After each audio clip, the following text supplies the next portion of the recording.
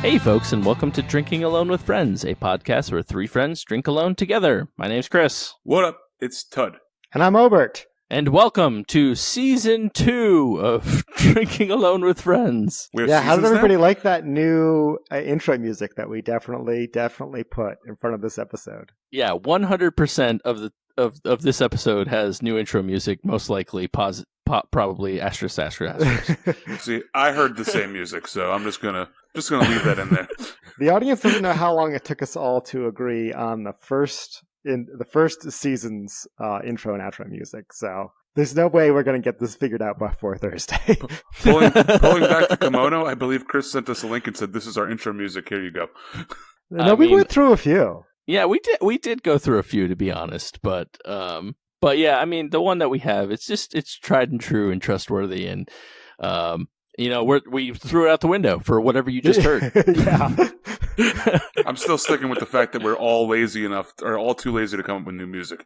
Yeah, I mean, I don't know if it's lazy or if it's just the fact that both of them sound so similar, because we didn't want to throw off all the old the old listeners, you know. Yeah, if you just listen right as it fades out, you might be able to hear that new note. Exactly. We tried to license "Call Me Maybe." Yeah. CRJ is still waiting for that return call. Yeah, she never called us back. We sent an email. Yeah.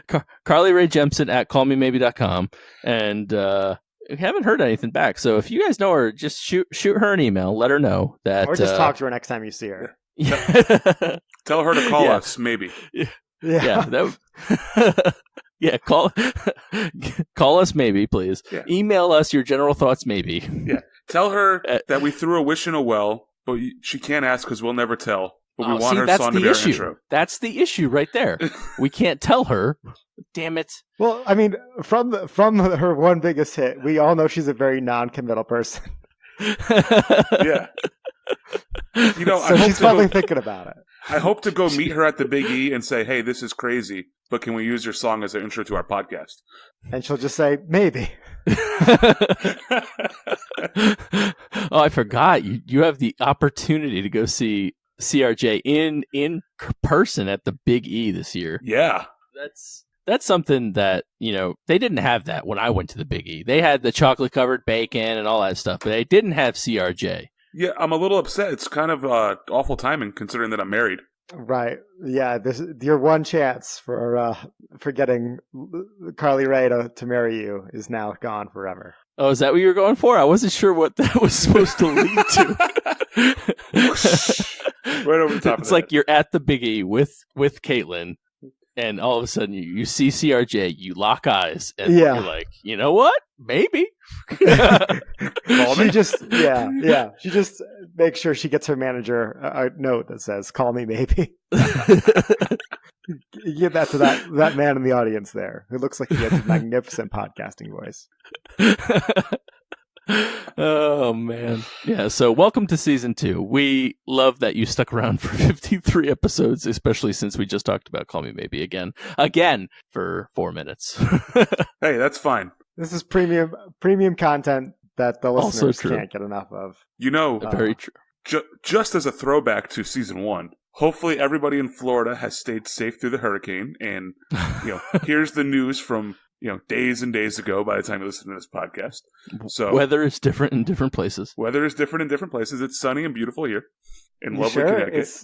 Because it's barely sunny here, and I'm assuming it's dark out there by now. Shh, the sun doesn't set in Connecticut. Yeah, the famous Sunshine State of Connecticut. Correct. Right. Yeah, that's what it's called. Yep. But yeah, so I think we have to kick off season 2 the same way we kicked off season 1. By drinking alone with our friends? By drinking alone with our friends, with better audio, granted, than episode 1. So, do you guys want to kick it off, or do you want me to go because I'm the outlier this week? Maybe we should sandwich you in the middle. Oh yeah, sexy sandwich. That's for sure. There we go. Yeah. Let's do a sandwich with some tequila bread here because okay. I'll go first. I think we'll save Tud's for last because I think his is going to be something a little different. Ooh. So, astute listeners who listened to my handle last week can probably guess what I'm going to bring to the podcast. because I have my first infusion. Nice. We talked about it. I was going to do the huckleberry infusion with a Blanca tequila instead. Or Blanco tequila. I went with Reposado because that's my go-to. And I am remaking a classic recipe from one of our early episodes of the podcast, which is my famous margarita. This recipe is going to be 1/3 lime juice, and then 1/3 triple sec. And I switched up from a classic to margarita recipe, and I have half of that is just regular triple sec and half is Cointreau. So okay, that's a little bit different. Yeah, I like to kind of add both of those flavors in. I think it adds a nice balance to this drink. And then I have my huckleberry aged tequila. And so for this, I just took a mason jar, filled it with about a 1/4 cup, maybe 1/3 of a cup of huckleberries. And this is in an 8-ounce mason jar. And then I filled it to the very brim till I had a nice meniscus on my jar, put the lid on, made sure there was no air in there, set it on my counter, and just, every day, twice a day, I would just go over and kind of shake it up, get those bits floating around. You can either do it with muddled huckleberries. I instead just went straight up, didn't muddle them. I wanted a clean thing I didn't have to filter. So I aged that for roughly 2 weeks, and over that time I sampled it, every couple of days or so. Now, and I think it's ready. Now, correct me if I'm wrong, but I believe you told us all on the podcast that it was supposed to take a month. I did. I'm a little bit confused as to why we're drinking it 2 weeks later. I was surprised at how quickly it was ready. I didn't expect it to absorb the flavor so quickly, but that's, just by looking at it, I could see that it was like a dark red color, and you'll see on the post, and you guys can see here that it looked like it absorbed the flavor really quickly. So I decided to check on it early and was like, oh wow, yeah, I think ready earlier than I thought it was going to be. So okay. And so for everybody else, can you also tell us what a huckleberry tastes like as a non-huckleberry eater? This is Todd, this is really a job for you as our fruit connoisseur of the pod. I wish that you were here to explain, because a cicerone of fruit. Yeah, it looks like a blueberry. It is. It's I would say it's a little tart, a little more tart than a blueberry. Like a blackberry. I don't know.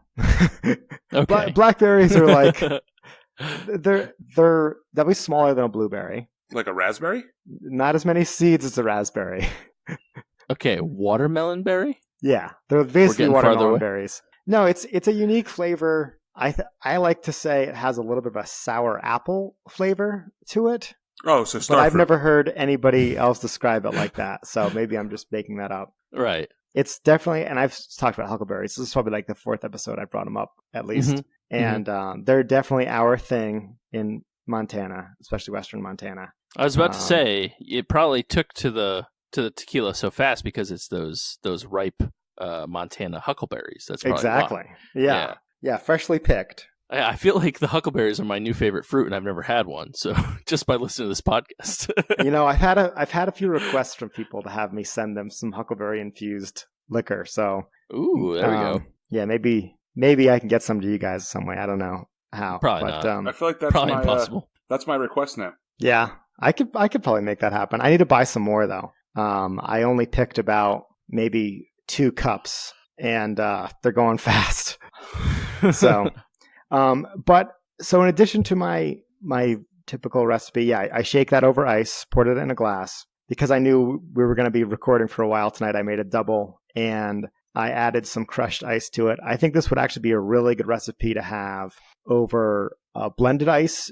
Like, I don't normally do that. I don't have a blender. I think that drinks normally, I'm not a big fan of blended ice drinks like pina coladas or frozen daiquiris. But if you like pina coladas, every once in a while the mood strikes you, and I think that caught in the rain, a drink this not like Florida. That's a little too much wind. Yeah, what Ted said. But so I added some more blended ice to this, kind of water it down a little bit, and I think that was the right call. I had to sample some a little bit before we started because unlike cracking open a beer, I had to make sure that I had the proportions just right to bring to all the listeners the right way to go about it. And I'm not sure if I got this part in earlier, but yeah, it's a third tequila as well. That was my missing third, is that aged tequila. So with that, 1/3 ice, 1/3 triple sec, 1/3 tequila, and 2/3 1/3 love. lime juice, and 2/3 love as well. That makes up the remaining 2/3. So many thirds. Oh, and I garnished it with like 4 or 5 huckleberries. They sunk to the bottom because I waited too long to drink it. But All right, hurry up and drink because I'm thirsty. yeah, so that's basically the ingredients in this drink. And as always, I'm going to give my creation here a 5 out of 5, as I give all of my cocktails, because they're always delicious and made with love and 200% ingredients. That's really the trick. It is really the key. We just learned the magic key. Yeah. I also usually put a dash of salt. I think that's the key to my margaritas. I didn't do it this time, though, with the sweeter huckleberries. I didn't want to throw that off. So you don't I want to salt let the rim. those shine through.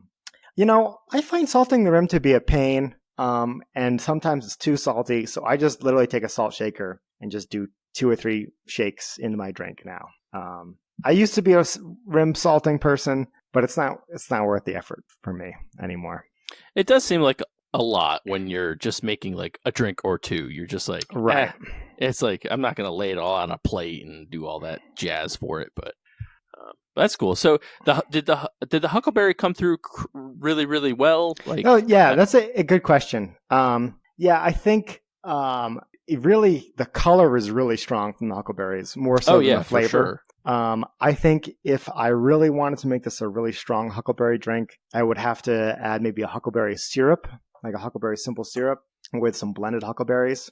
And again, if I put this in a blended drink, I think that would really be the way to go. Maybe I'll knock this down to 4.75 because of that. But because this is, it is a lot of really strong competing flavors in here. I don't get a ton of huckleberry, but I definitely get enough. All right, cool. Awesome. Sweet. So are you the tequila that you were aging, is it done aging, or are you like gonna continue to age it? No, good question. I took it out. I didn't want to overage it, and I started a new batch of huckleberry vodka.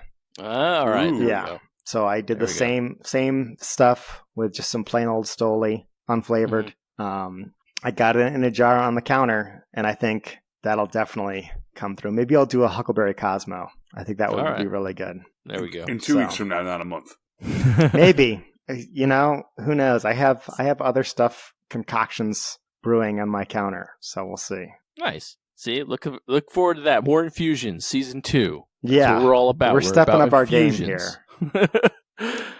Speaking of stepping up our game, what do you got for us this week, Chris? All right, so I'm gonna be the meat in this tequila sandwich. Spoiler alert, but Well, it's the tequila's the bread. yeah, right. Oh, I guess that's true. I guess you don't name it like white bread sandwich, Italian sub sandwich. But anyways, I have a beer, of course. You don't say. You ever had a beer before? Huh? You ever had a beer before? My first beer. Season 2. This time, Chris drinks beer. We are way different. Yeah. I'm even drinking it out of a Pokemon glass, believe it or not. Oh, man. Ooh. You know what? Some things never change. Like Chris's inability to pour beer into a glass. Yeah, that's Chris Moore for sure. So this one I actually got off a shelf down here in a local bottle shop. And, of course, I was drawn to it by the label and the name of the brewery.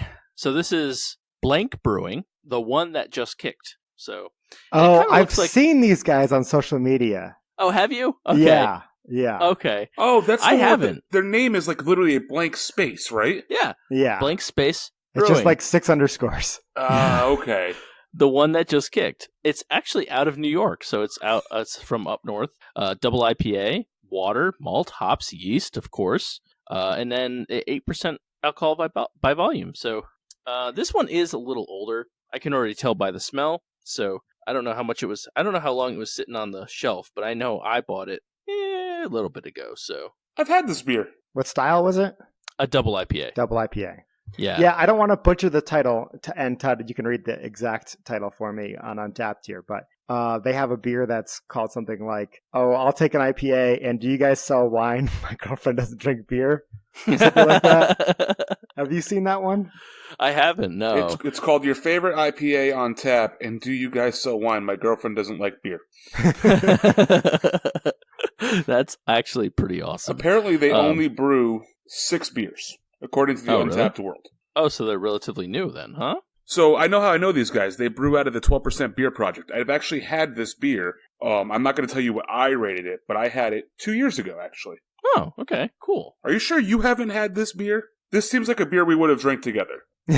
Honestly, I don't know, but I'm not going to look. I'm not looking yet, so I want to be surprised again if I have had this beer. But the can caught me because it's just like a really quick, almost as if you were looking at like a black programming screen, and it just says the beer that just kicked. Boom. You'll see it on the Insta, of course. Beautiful color to it, nice orange haziness to it. So head dissipated. It's still lingering a little bit. So we'll see how it tastes though. When was it canned? Does it say? It doesn't say. I know normally the bottom of the cans would, but I don't have anything there. But overall, it's a pretty solid beer. It feels, it's a little sweeter than I think I like my double IPAs to be, but that's what you get when you get a double IPA. You either get the sweet or the tart, or like, I don't see a lot that are both. Primarily sweet though. I get a lot of like an orange citrusy flavor on the front. The hop bitterness and things of that nature may have fallen off a little bit, but I honestly don't think it's too much. It's a solid beer. It's pretty good. I would say like your standard hazy double IPA that you're going to get off a shelf. It meets any Haze Boys standards. Right. Yeah, I think so. And if I drank this a couple weeks ago, it might have been a little better, but I don't think it's going to affect it too much. I think this was just made to be more of a sweet style IPA. But given all that, I'm going to give this a 3.75. So, if you had to guess, what would you think the Untapped universe rated this? I'm going to say a 4.07. What is it? Did you cheat? I did not cheat. This No. is 4.06. Okay, well, if I would have cheated, why you would would have gone right for it. Yeah. Okay, all right. So I figured I'd be a little lower, but it's a good beer. It is a solid you were beer. pretty close with the your guess. Yeah, I know. that was like really, really close. I know. I was pretty close. This is what listeners write in. Did Chris just cheat? Don't you think I would have gotten it right on if I cheated? No, because I think you're a little bit smarter than that. And you don't want to let us on that you had already checked this up. I'm very smart, but no, I didn't do that. Now You're just not giving his Todd Cleo abilities enough credit. I'm very smart, but not that smart. Can you check to see if you've had this before? Oh, you know what? Do you know the answer because you're looking at Untapped right now? That's actually a really good question. I'm not that smart. You can see if your friends have seen this. Yeah. Had this. No friend has ever checked this in besides me. Okay. So no, I have not.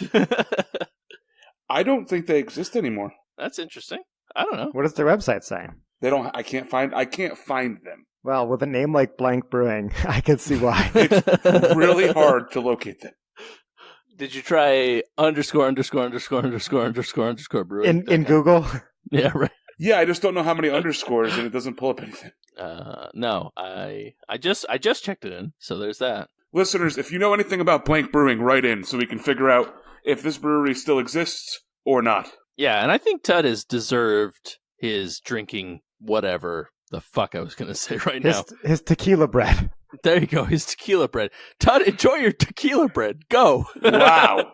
Okay, well, thanks for that rousing introduction. Oh, Lord. So, I'm making a drink that's made by the taco company Bar Taco, which I actually found out the other day is a chain. It's not just, special to West Hartford, Connecticut, but there's actually like 77 locations across the country. Oh, that's a lot more than I would have guessed. Who knew? Yeah, me too. Yeah. Who knew? They also own Barcelona. They also own, I think is it Olive Garden? Like, it's like something random like that. Like, they own... You'd think they would lead with Olive Garden. They have a Proud couple small owners restaurants and also Olive Garden. And... Proud owner of Bar Taco, Barcelona, and Olive Garden. So I made a drink called the Red Sonja. Sonja. So If anybody has a different way of pronouncing that, let me know. But because there's no little whoop-de-whoop over the N, I'm assuming that it's Sonja. What if there was a whoop-de-whoop? Then what would you say? Sonia? I don't. Okay. That's how I would probably have pronounced Sonia? it. Sonja? I don't. Who knows? I don't speak Spanish. Anyways, Other people write in. It's not like you went to Spain on your honeymoon. You went to Italy. Correct. You know? Right. So this is a drink that's made with ginger, simple syrup, jalapenos, lemon juice, reposado tequila, bitters, as well as this alcohol called beer quinquina. And I believe we've talked about this before on the pod of my search for me trying to find this quinquina. I'm not sure. Yeah, either we talked about it on the pod or we had an in-depth off-pod discussion about you trying to find this aperitif. Yes. Because that's what it is. It's an aperitif, correct? It is an aperitif. I ended up having to go to Total Wine and having them special order it for me.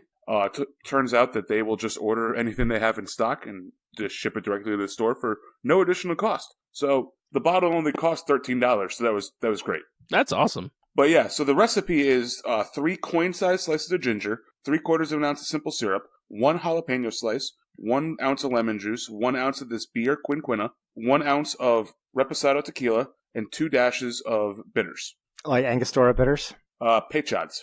Okay. I don't know what that word is. Obert, maybe you can enlighten our audience. That's funny because, bitters. Okay, it's definitely a very different flavor than Angostura bitters, if that's what you're calling just bitters. Okay. It's one of those things that I've read a lot of times, but I've never tried to pronounce it. Like I've in my mind, it's like Pechads, but there's no R. Yeah. So I don't know. Okay. I don't know how it's pronounced, but so did you follow that recipe faithfully? Because that's a lot of ingredients. I did. Besides the fact that I didn't have Pechads, I just had normal bitters. All right, so let's see the drink here. Yeah. So as you can see, it's a little pink. That color comes from the quinquina. The quinquina is red. It's a type of like wine alcohol, I guess is the way I would describe it. I can't read the bottle because it's in Spanish. So there's always that. Well, is it an aperitif? Yes. I think I can enlighten the audience here. I just did a quick bit of Googling, but quinquina, or I don't know how you pronounce it. Might be quinquina, but it's an aperitif wine, so an aromatized wine. It says here that traditional quinquinas contain cinchona bark, which provides quinine. So that's what makes tonic water tonic. So that's interesting. That is really interesting. Anything else? Any of those words? Do they mean anything to you? Any of what words? Aromatized wine. That, or like, didn't you say something about bark? Like, yeah, that's that. Well, like I said, that's what provides the quinine, which is what gives tonic water its flavor. Okay, so like the sweetness, I guess. Yeah, not so much the sweetness, but that it's that tonic flavor. But yeah, it also looks like the pronunciation is quinquina. Quinquina. Okay. Oh, yeah. So for the listeners out there, we will include the instructions on how to make this drink. But just so you're aware, basically you put the ginger and the simple syrup into your mixer, muddle it up, add all the rest of the ingredients, shake, pour over ice, and add a nice little lemon wedge to garnish. Wait, hang on. I thought there was jalapeno in there. There is. Wait, so is the jalapeno diced or? No, you take a slice of it and throw it into the shaker. So, okay. So do you take the seeds out or leave the seeds in? Leave the seeds in. Okay. So did you get any seeds in your drink or did you strain it enough to keep the seeds out? These are important questions here. So I don't see any seeds. I didn't purposely attempt to not get seeds in my drink. But you leave the seeds in so you can get that little bit of spice that you're supposed to get from the drink. Oh, yeah. I just would hate to like suddenly get a seed up the straw. That would make for a bad sip, I think. Let's see. I feel like by using straws, you're ruining the environment. Hashtag environmental Toad. Oh, geez. Okay. Oh, I thought you meant the drink environment. Yeah, I also thought that too. Yeah. No, definitely straws. I mean, certain drinks, I'm a traditionalist, but I feel like certain drinks you need a straw for. Anything served in hurricane glass, I feel like it's not the same without a straw.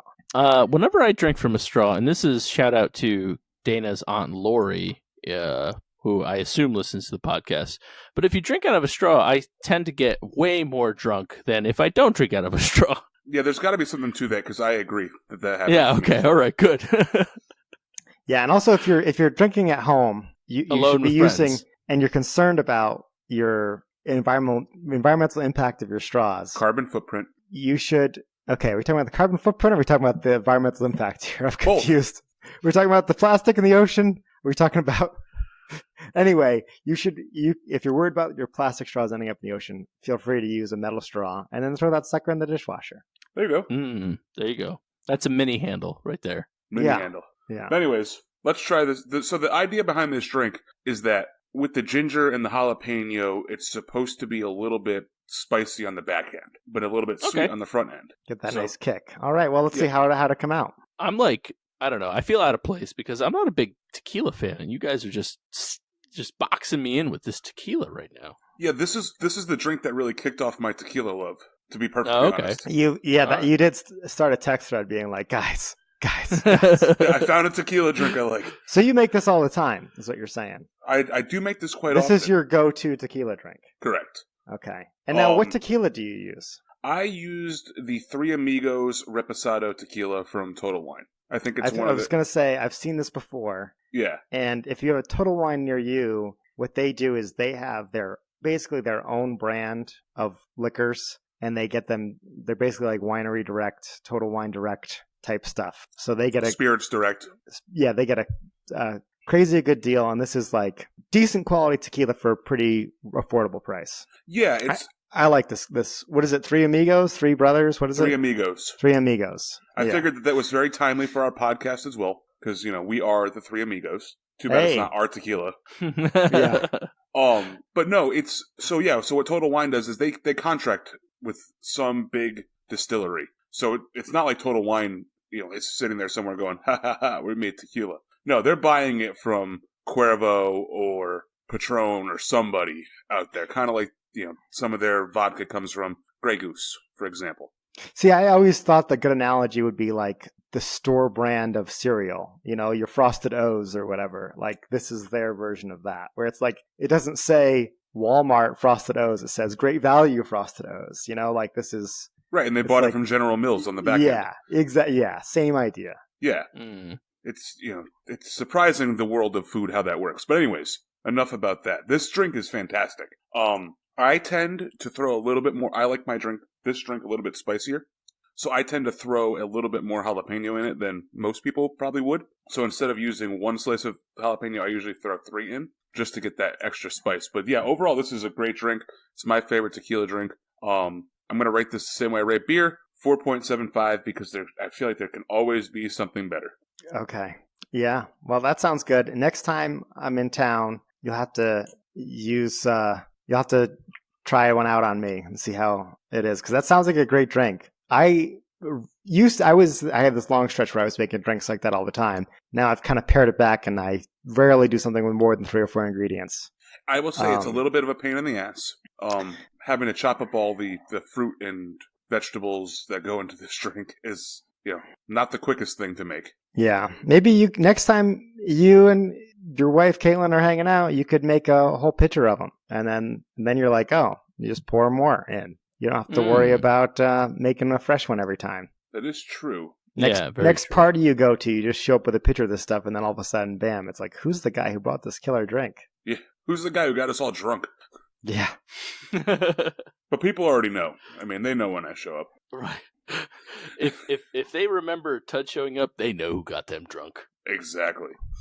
I would say, if you like it spicier, have you ever tried it using a jalapeno as a garnish? No, I have not. Maybe give that a shot. I'd be curious to see how that works out for you. I thought you were going to go with, have you ever tried using a habanero in it? And I was going to also say, no, I have not. Yeah, that could work too. Or right. Or a Carolina Reaper or something like that. Ooh, yeah. Ooh.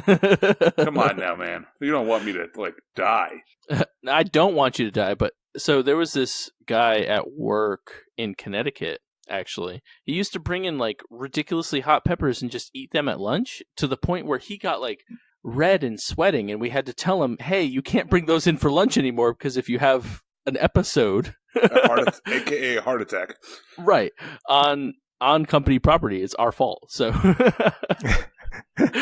which is a ridiculous conversation to have. Yeah. Hey, dude, you can't eat your lunch. You have to make a new lunch.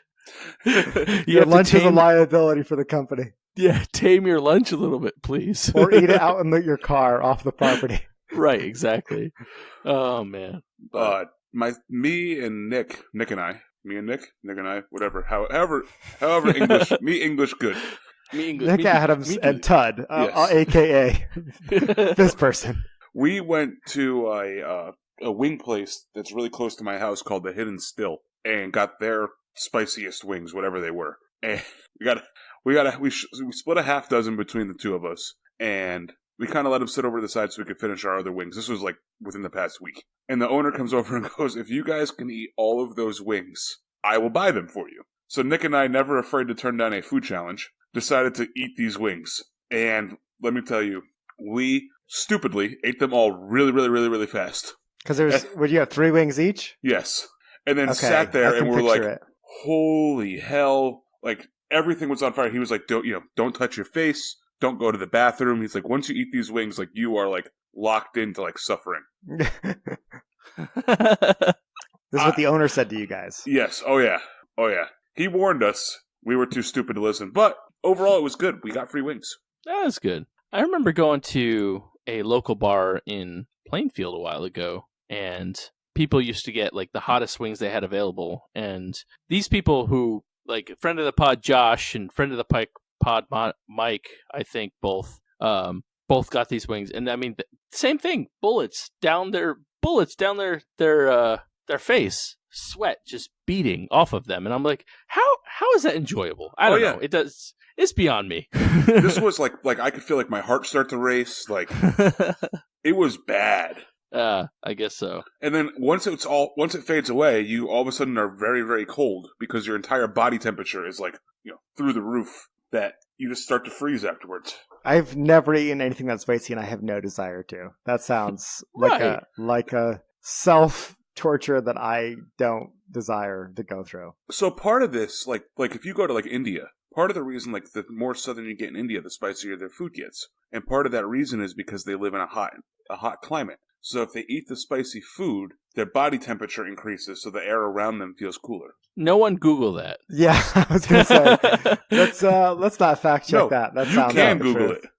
Okay, Google it, but let us know if Tud's incorrect. Yeah. Oh man. What's that sound? The hurricane has arrived. Harry Potter's letter has gotten here.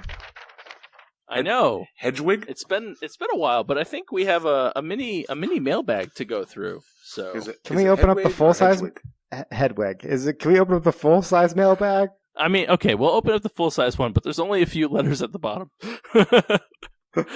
No, we had a few emails over the last week, which is good. We love the emails, folks. We love them. So send us your beer questions or comments or whatever. dawfpodcast@gmail.com. There it is. Thoughts. Okay. Obert loves them. So the first one we got here is a gotcha email.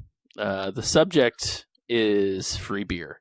So of course I opened it with ferocity. Like, I tore into that letter, just before I even saw who it was from. And it only contained a quote from me. Saying I would literally interview anybody, regardless of who they are, if they sent an email with the subject "free beer, Chris," and that's me. That's something that I said on episode, was it 50? Was that last week or 2 weeks ago? 2 weeks ago, I think. I think it was 2 weeks ago. I think it was 2 weeks ago. Yeah. Sincerely yours, Blevin. So, but see, he didn't take into account the Blevin rule. The Blevin rule. Okay, what's the Blevin rule? We don't consider Blevin a person, so he doesn't fall under anybody. Gotcha. Right. Yeah. In order for anybody to be interviewed, they have to be considered a person. Okay. All right. So how about this? If we get a few more subscribers on our Patreon, I will do an interview with Blevin, as much as it kills me to do so. Are you saying it's a Patreon exclusive interview? It'll be a Patreon exclusive interview with Blevin, our most sincere enemy rival. of the pod. Our most enemiest of the pod. Yeah, for a long time, for new listeners who don't know, yeah, he's our enemy of the pod. He doesn't speak English or any language. In fact, he just mumbles and grumbles and grunts. No, I mean, I've played games with Levin. It's really Ted took this Levin fanfic very far, very fast. Yeah, Ted has his own Blevin lore. Yeah, Blevin, a Blevin Black story. He was born in the fires of Mount Doom. He looks like Trubbish, the Pokemon. I always thought he was more of a muck type of a character, but that was another one. I think he looks like a patty cake squash or whatever it is. Patty pan. That's a deep cut, man. Early season 1. Right. Early season 1. Go back and re-listen. Tell us what Pokemon we were talking about. So next one was a friend of the pod, and I think enemy of Tud, if I remember correctly. Drew wrote in. We have a very complex love triangle relationship on our podcast. Yeah, two out of 3 folks say Drew is a friend. Why do I hate Drew? He corrected you on your "What is the news" segment a long time ago. Yeah. So he asks, "Are you aware of the local badges on Untappd that give away prizes? Are they common, and how do they work?" The one he sent in particular was City Steam. He says he has the level 2 City Steam badge, but he feels like his waitress will think he's crazy if he asks for his free sticker pack. What do you guys think? Have you guys seen those before? I mean, especially Tud, since you go to City Steam every once in a while. I mean, I get a lot of them. I don't think I've ever read what the actual sticker says. Maybe I should pay more attention to it or what the badge says, because if I'm missing out on free stickers, that seems like an issue. But yeah.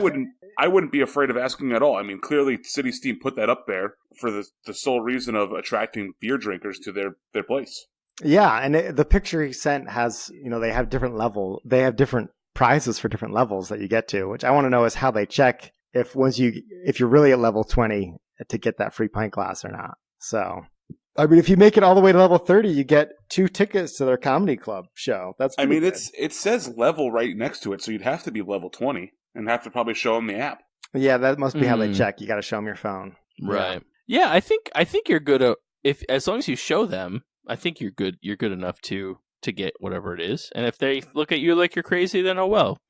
You might get free stickers and a waitress will think you're crazy. But it's clearly that they're doing some type of promotion with Untappd, because they talk about giving a sticker pack, a City Steam bottle opener, a pint glass, 2 Brouhaha Comedy Club tickets, a T-shirt, or a tacker sign, which is like that metal sign that they have. And that's probably like the naughty nurse, Yeah, that's not bad sign. For drinking 500 pints there. Yeah, I might have to go start drinking at City Steam from now on. There you go.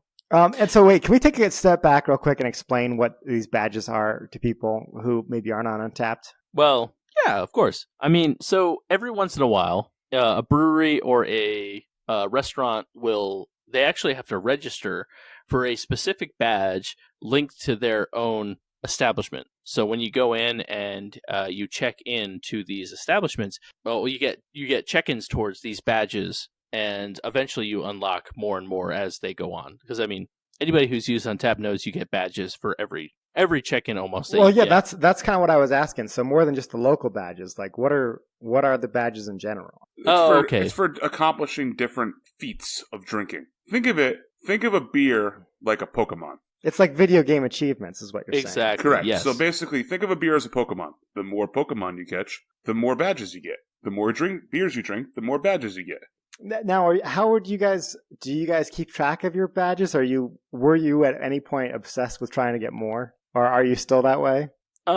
Yes, to a point. If I max out a badge, I stop doing whatever it is. So I didn't even. I haven't used Untappd nearly to the level you guys have. But you could max out the levels. I thought they just kept going forever. Yeah, generally they go to level 100, which is 500 check-ins. So, like, for example, I have the photogenic level 100, which is a photo of every beer. So I've checked in 500 beers at least that have photos attached to them that you've posted the pictures of. Yeah, now I don't bother, because what's the point until they add more to level 150? More levels. Yeah. But the one in particular that I always used to go for was the New Brew Thursday, which is if you drink a new beer 3 out of every 4 Thursdays, so 3 times a month on a Thursday, you get the New Brew Thursday badge. So it's like really, I don't know. I used to do it when I wasn't working night shift a lot. It's one of those more obscure badges. Yeah, exactly. Yeah. And I got up to level 20 some odd. Like I'm doing all right, but That's pretty that's good. a lot. yeah, now I don't get It's to 100 drink months. now I don't get to drink on Thursdays. But there are a few local breweries, like King Canary has a local badge, but they don't have any rewards with them. It's just you go there, you drink a couple beers, and you check them in, and you get progress towards more badges. So even if I've had the beer before, I check it in because I get more check-ins towards my Stay Loyal Fly Royal badge. Stay loyal, fly royal. Very cool. Yeah, I try not to get sucked into the whole badge thing because then before you know it, I'm like, it's Thursday and it's 11:50. Where's my beer? Right. Yeah. But that's cool that you guys are into that and have found a few of the more hard to find obscure badges. Yeah, I mean, I don't know if I really go after the badges as much as I'm just going after the check-in number. Yeah, and I'm still working on my 365 this year. I think I've fallen a little bit behind pace. I gotta pump those numbers up. Weren't you at like 300 last we talked? No, I think I was at like 180. I think it was halfway. Oh, okay. So I gotta work on it. But while I see how many I actually have, why don't you introduce the next email? Okay, all right. So next email, last one we have today, is from friend of the pod, Sal. He'll start off with some general thoughts. So, he says, congratulations on a year of the pod. Maybe Thank you. Yeah, right. So thank you. Maybe someday I'll go back and listen to the episodes from before I started. But until then, there will be 15 mystery episodes forever in my queue. So, Sal, thank you, obviously, for listening for, however many episodes, 37 some odd episodes. The first ones, there are some good bits, but they're our first episodes. Yeah, they're a little rough. Yeah, I mean, we love them because they're our children episodes, but still, which actually leads into his next line. Also, his kid was born. For those of you that listened, Sal was expecting. So, congratulations, Sal! It's awesome. I'm so glad that he gave birth. Yeah, I don't know if it was so much him, but his wife, maybe. No, we will continue to believe that until proven otherwise, that he gave the birth. Right. But yeah, I like this line. He said, born on the 50th anniversary of the moon landing, Dante Apollo. Very cool. Yeah, awesome name. Yeah, 2 thumbs up for name, I would say. I like it. So, episode 52, he had some comments. Italian beer scene is going crazy right now, as Tud explained. Tud mentioned that a lot is based on Belgian styles, but from what I have read and tried, that may have been just a few he had there. Since there is no real beer history / culture there, all of the brewers had to go elsewhere to learn, and then they taught each other. So they went to other places, learned about beer, and then came back and they taught folks in Italy. That's cool. Interesting. Yeah, so you get a lot of weird blends of all the great brewing countries combined. So that's actually kind of neat. I mean, that kind of coincides with what Chris from Brewery Legitimus said, right? Like he said that a lot of the Italian styles are starting, or not Italian, but European styles are starting to take on the American style beers, right? Right. Yeah, and just blending all together. Yeah. Yeah, that's cool. Italians then put their spin on it and try to make beers that pair well with their food, which of course Tud talked about a lot. Yeah, I thought this was interesting too. He said that a lot of the barrel aging in wine happens with their beers because that's what they have a lot of in Italy is wine barrels. So I thought that was neat. And which would lend more to the Belgian style that I found myself drinking. Like I said, I don't know. I haven't had a lot of Belgians aged in wine barrels though. Did you try any wine barrel aged beers in Italy? I don't know. I'm thinking like the Foeder that at like Two Roads when I went that one time. I mean, yeah, they could be doing that with a wine barrel too. Yeah, but that's not specifically like a Belgian trait, I don't think. I think a lot of Belgians aren't typically aged in wine barrels. I think a lot of Belgians are just aged in their own barrel. But I thought this was interesting too. He calls Tud out, which is, another fun thing I like to read. Thanks for sending these Tud call-out emails in about the sulfites. I let it go on the podcast about the whole sulfites thing, but he backs me up and says that in a wine tasting class you heard that's bullshit about the lack of sulfites in wine preventing hangovers. And that in Italy they just don't have to put it on the back of their labels. And it says, your lack of hangover is caused by you being on vacation and happy. Not a bad cure for a hangover. So I thought that was a funny take. That's pretty awesome. I don't know. The winery I talked to disproved that. And I was talking to a winery in Italy. I'm going to choose to stick with my story. Some people believe scientifically backed studies. Some people believe how they feel on vacation. And you know what? Hey, if it works for you, Todd, then that's awesome. Sal said that from what he had heard, it was bullshit from somebody he was talking to. That's true. He didn't reference any scientific studies. He didn't reference anything like that. Scientists write in. Scientists write in. There you go. Until then, we just have two competing opinions without real facts. So. He had the same type of conversation I did, just with a different person who had a different opinion. Yeah. And for the record, I'm siding with Sal here. I've heard the same thing as Sal, but you know what? Thanks for writing in. I think with that, it's time to put these letters aside for another day. What do you guys think? Yeah, that was it. That was, we got a few, so we wanted to talk about them. But... we have an overflowing mailbag, but we just don't have time. Oh, yeah. Really. No, that. What Obert said, yeah. Too many to talk about. So, but yeah, thank you for writing in. I appreciate the emails. We love them. Even Blevins, which we'll deal with. Can we on another occasion? Should we collectively give a big FU to Blevin? Well, you can if you'd like, but I'm not going to give anybody an FU if they wrote an email that had free beer in the subject line. Is also true. I did say I would interview. But he's them, he's not a person. He is not a people. Yeah. Well, what are you going to do? Unfortunately, they let anybody run a computer these days. Yeah, even dogs. even dogs. On the internet, no one knows you're a dog. That's true. For all we know, Blevin is a dog. There's no person in Italy saying that he isn't a dog. So that is true. So with that, we turn to our favorite segment, our three handles on our frosty mug of wisdom, where we educate our listeners on things we're enjoying in today's modern world. You guys want to kick it off, or I can go? What do you want? I feel like you brought it up. You start it. Okay. I'll go right ahead. For those of you who follow my personal Instagram, you'll notice I shouted out a company here. And I feel bad because I think if I'm counting correctly, this is going to be the third time I've used socks as a handle. Yes, it is.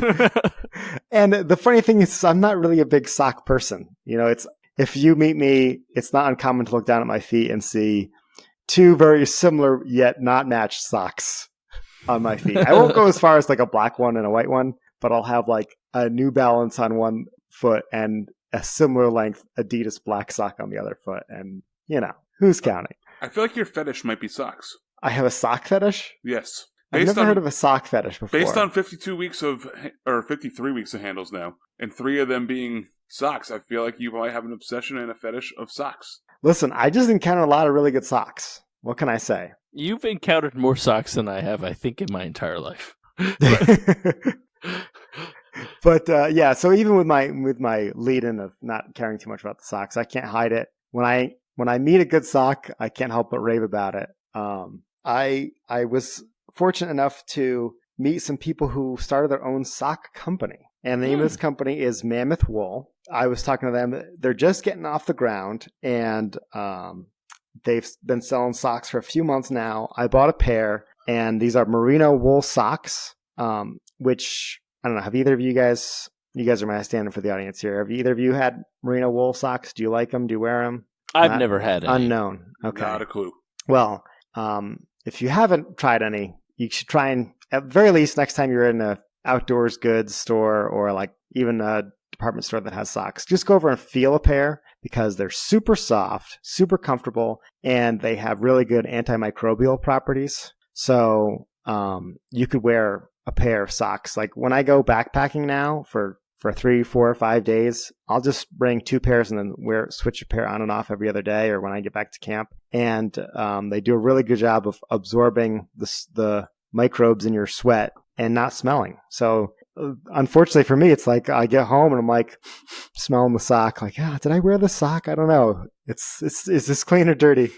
But you can't even tell. I am like that. Just put an image of chaos in my mind, where there's socks everywhere. Of what my laundry situation looks like. Yes, I think we've pretty much just settled that. I think you have a sock fetish. No, I mean, I have scattered a sock all over the place. explosion. You're sniffing them. like you go into, I assume, a random basket or something. You're like, did I wear this one? Nope, these must be clean. I don't know. You guys don't do that. No. Maybe it's because we're wearing the wrong socks. Perfectly aware of which socks you have and haven't worn in your house. That's cool. I don't have that. I mean, currently. I mean, I have a dirty clothes basket where, like, once I wear the socks, they enter the dirty clothes basket. Can I offer you guys a real confession from my life here? That you have a sock fetish. I've stopped folding my laundry so much. Like, sometimes I get to it. But a lot of times now my life has devolved into a dirty clothes pile and a clean clothes pile.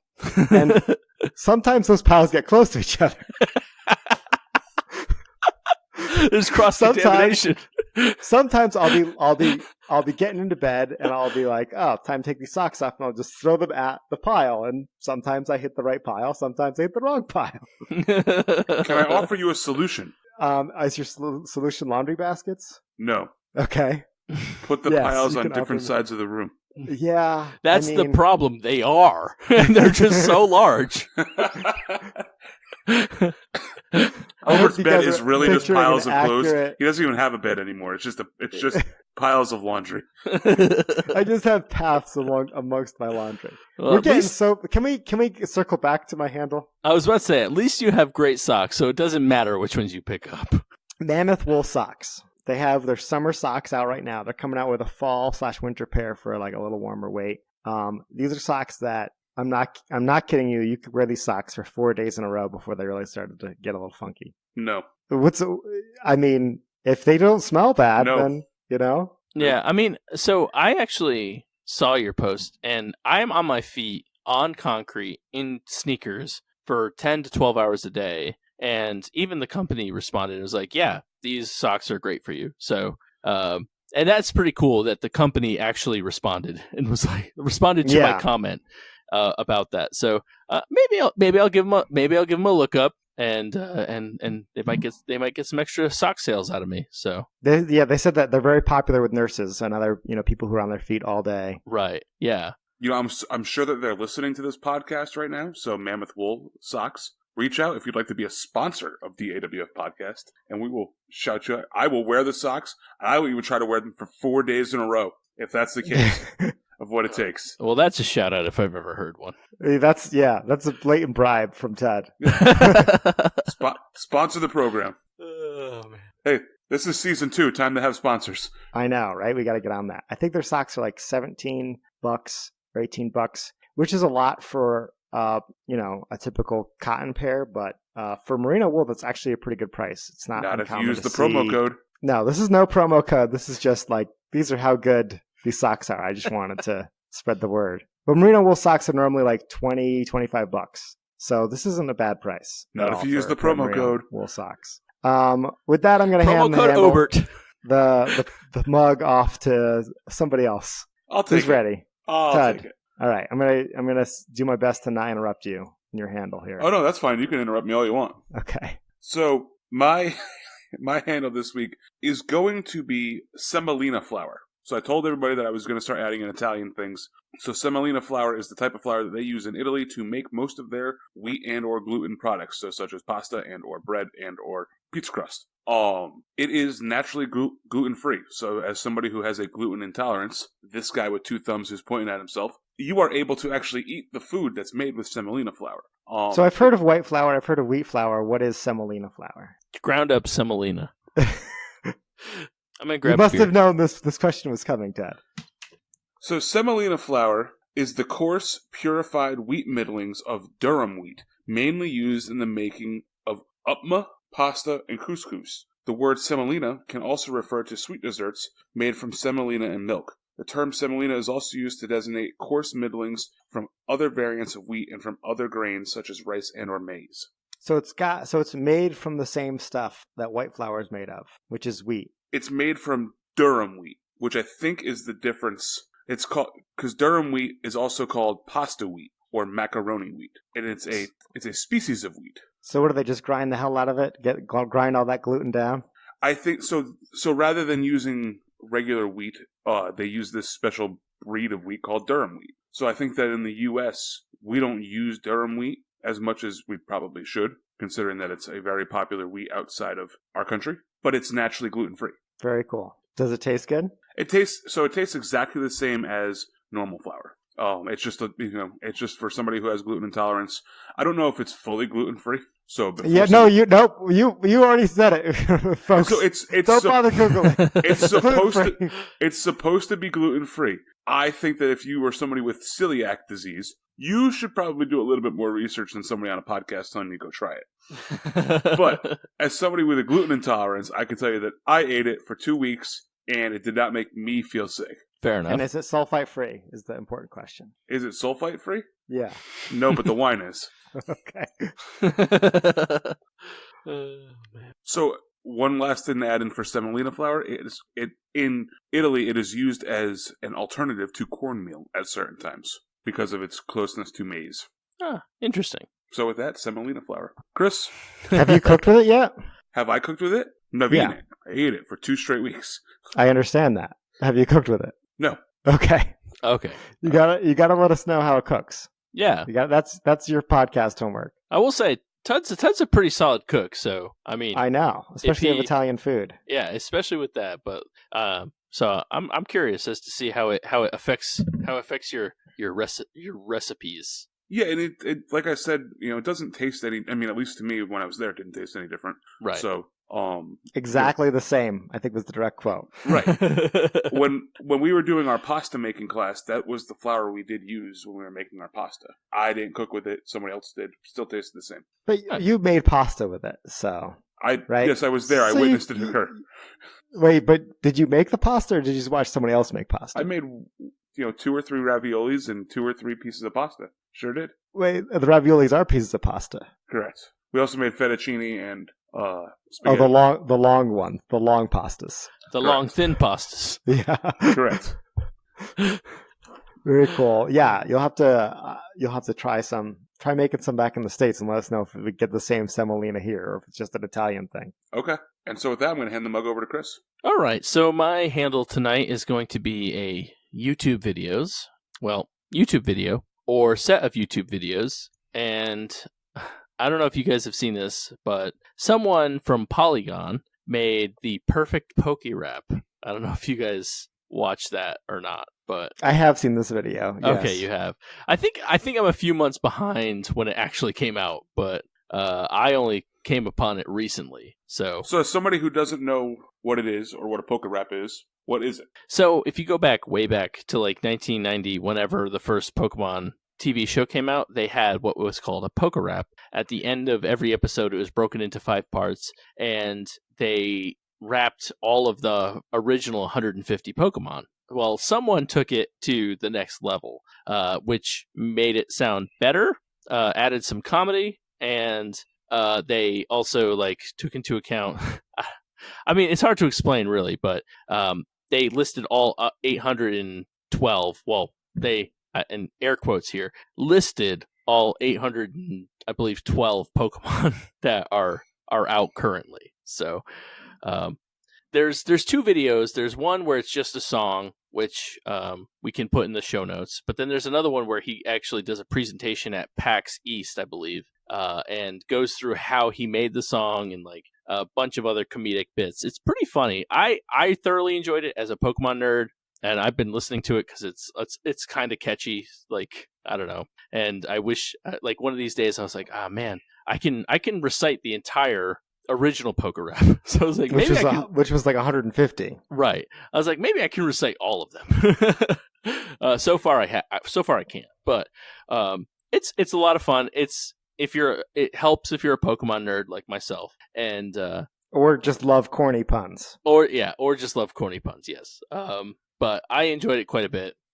Check it out. We'll put links in the show notes. Obert, I know you said you saw it. Yeah. So I thought that when I saw the description, it's like, oh, Pokerap with all Pokemon. I'm like, the last thing I want to do is sit here and listen to somebody say 850 Pokemon names.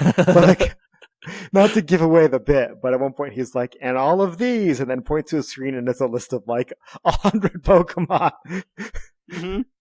Yeah. There's definitely some funny audience participation in there. So they do a good job of updating it and keeping it and making it funny without boring you. But, how long is it? I got a chuckle out of it.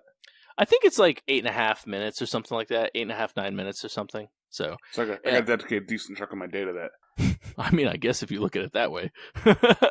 I mean, these people already listened to us talk for an hour. That's true. Well, they get to hear this voice. I guess that is also... I mean, I'm not going to lie. This dude's got a pretty solid voice. So, it is there. That's that, Would you say it's smoky and smooth like mine? No, I wouldn't say it's smoky and smooth like yours. It's a little bit more... It's a higher pitch for sure than even my voice is. So it's not like, but I think he's got a good voice. But check it out. We'll put some links in the show notes. If you love listening to Pokemon names for about 8 minutes, then it's definitely up there. How can you not listen at that point? But it's pretty funny. Cool. And so with that, we're going to thank the breweries and or distilleries that provided today's drinks. I will go first, and I will thank Three Amigos for their Reposado tequila, as well as the beer Quinquina, whatever it is. At least you made it easy to edit. I'm just going to leave all that in. Kikina. What? Kikina. Oh, the beer Quinquina.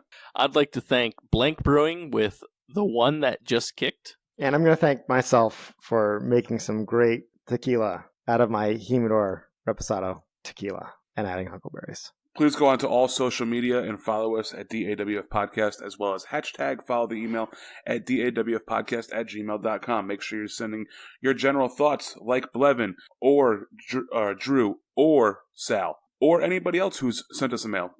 Keep on sending the mail. We love it. Also, make sure you're going on to iTunes and giving us a 5-star rating and leaving a comment. The comments and the 5 stars help people find us, and it's really the way that we're judged on our quality of our work. Make sure that you're going on to Patreon and subscribing there. Somebody still has to pay $25 so Chris can drink the Bud Light and Clamato live with somebody on a video chat, as well as make sure you're using our Amazon affiliate link. Today's featured Amazon product, you guys can go on there and support our show, is a 100-year-old balsamic vinegar. And the little blurb is, you've been waiting your whole life and in the life of your ancestors for the most amazing vinegar experience. This may be it. Aged for a century and sold in cases of 4, this balsamic is definitely a contender for the most expensive thing on Amazon. Go check it out. It comes in. Well, how much is it? Comes in at a smooth price I'm glad you asked, of $2,970.